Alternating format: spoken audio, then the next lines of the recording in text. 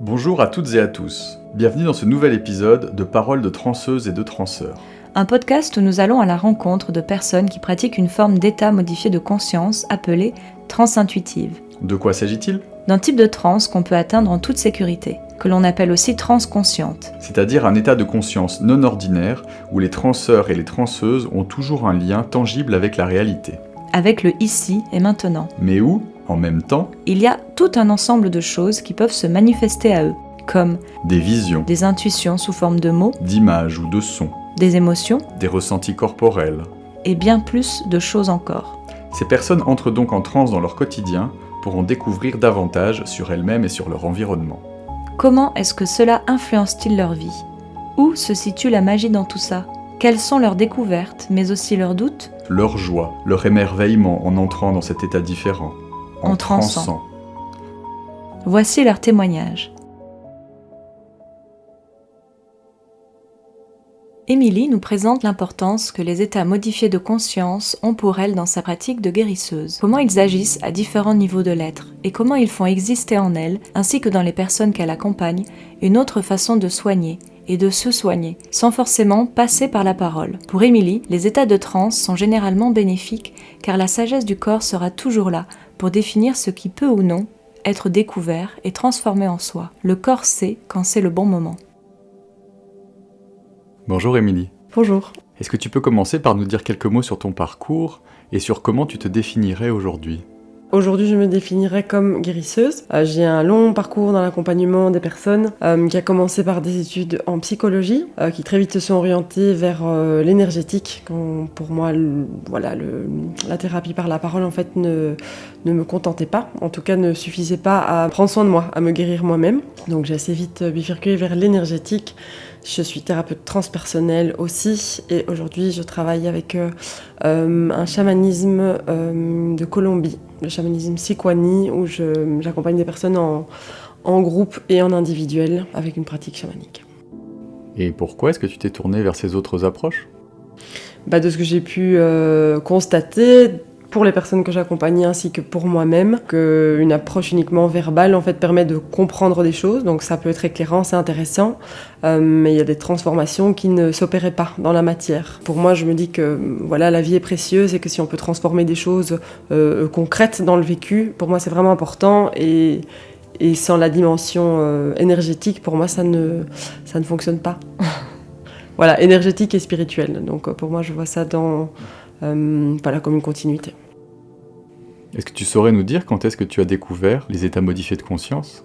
De manière consciente et en tout cas nommée en tant que telle, c'est avec la respiration holotropique que j'ai pratiqué, que j'ai appris à donner. Et je crois que je me suis rendu compte à ce moment-là que c'était des états d'être qui étaient familiers chez moi, notamment avec la danse, éventuellement le chant, en lien avec la respiration holotropique où il y a beaucoup de choses qui se passent au niveau de la voix et qu'on puisse se dégager à ce moment-là. Donc je ne sais pas vraiment le dater, mais quand ça a été nommé, c'était grâce à la respiration holotropique.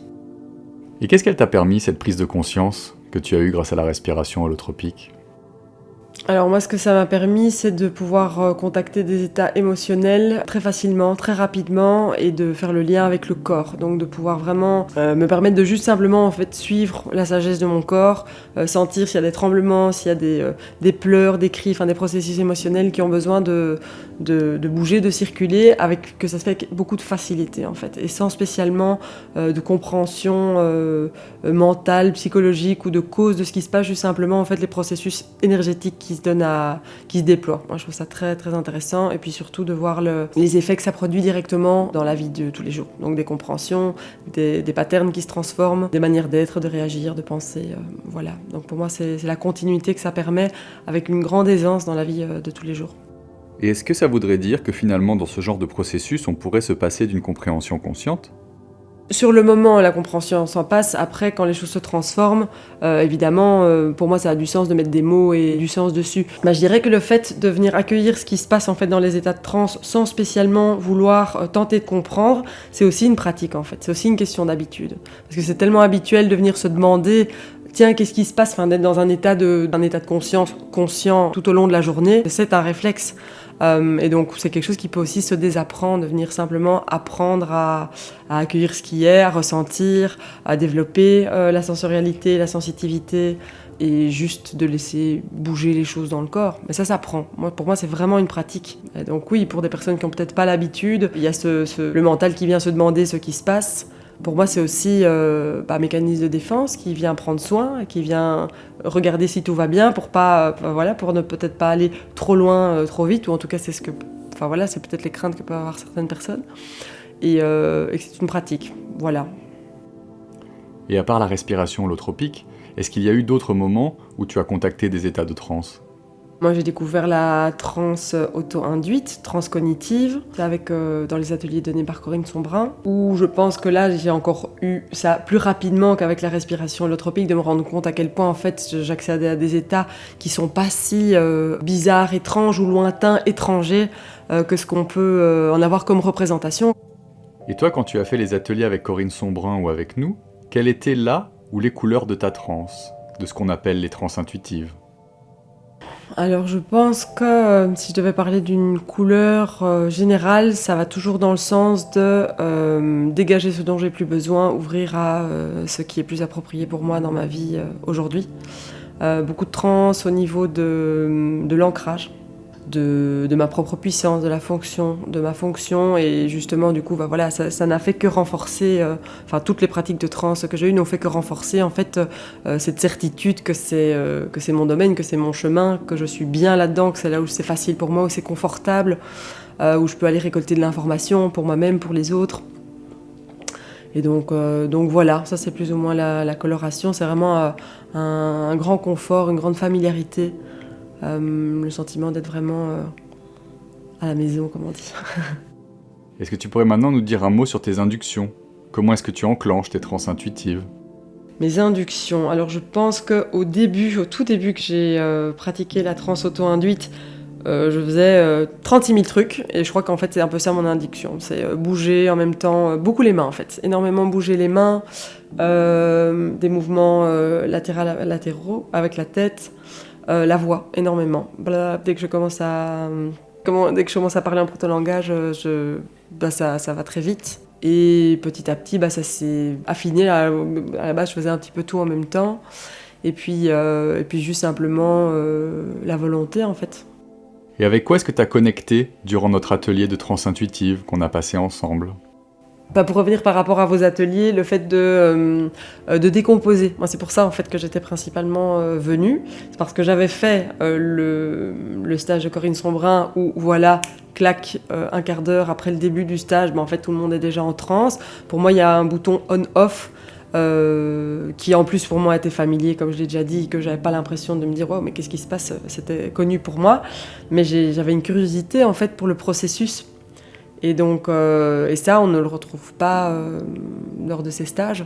Par contre, j'avais lu votre approche et je me disais, tiens, c'est intéressant de voir quels sont tous les chemins possibles par la musique, par le mouvement, par la visualisation, par la respiration. Enfin, il y a vraiment plein de chemins possibles parce que moi, souvent, quand je m'intéresse beaucoup à quelque chose, j'aime le transmettre. J'ai une part enseignante dans mon travail.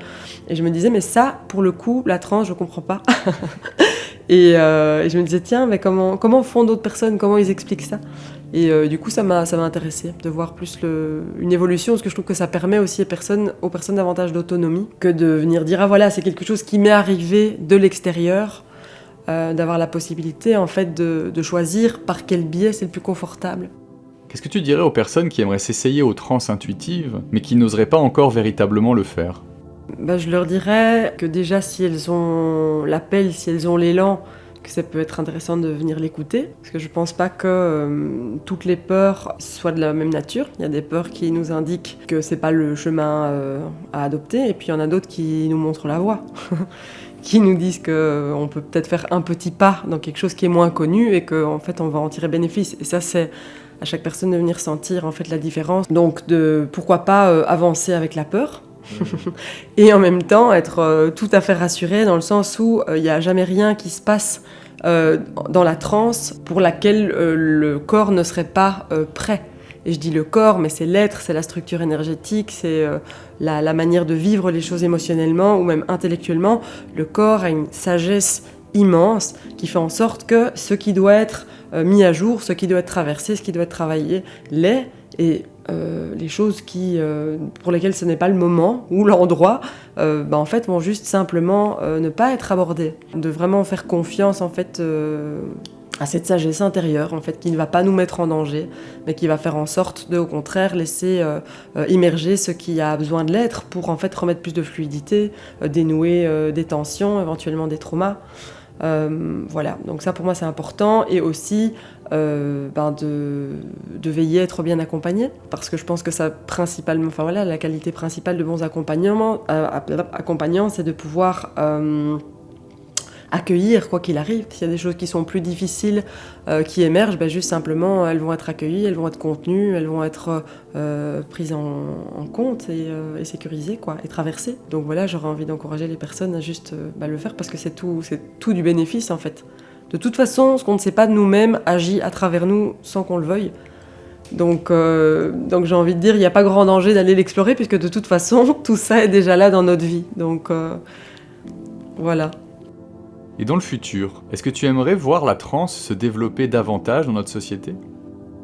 Je sais pas si on peut répondre je sais pas comment répondre à cette question, parce que j'ai envie de dire oui, en fait tout le monde bénéficierait en fait à faire de la transe, mais il me semble que dans les lieux où ça aurait le plus de sens, que j'ai une vision assez pessimiste en fait sur le fait on peut dire parler le bien-être au travail ou etc., et ça va être de toute façon pour que les gens soient plus productifs. Donc je peux pas venir dire, tu vois, oh oui, c'est une bonne idée, parce que j'ai l'impression que de toute manière, ce serait de toute manière pas spécialement orienté vers l'éveil ou l'ouverture de conscience des personnes. Donc, moi, j'aurais envie de venir dire, si la transe peut évoluer dans un certain milieu, en fait, c'est juste continuer à faire ça comme ça, et que les personnes qui se sentent concernées le fassent.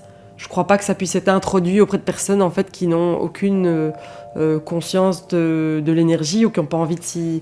Chaque personne a des choses à faire dans ce monde, et je crois que tout le monde n'a pas envie d'aller dans des états de conscience magnifiques. Ça concerne pas tout le monde, et ça concernera jamais tout le monde. Merci Émilie. Avec plaisir. Merci à vous.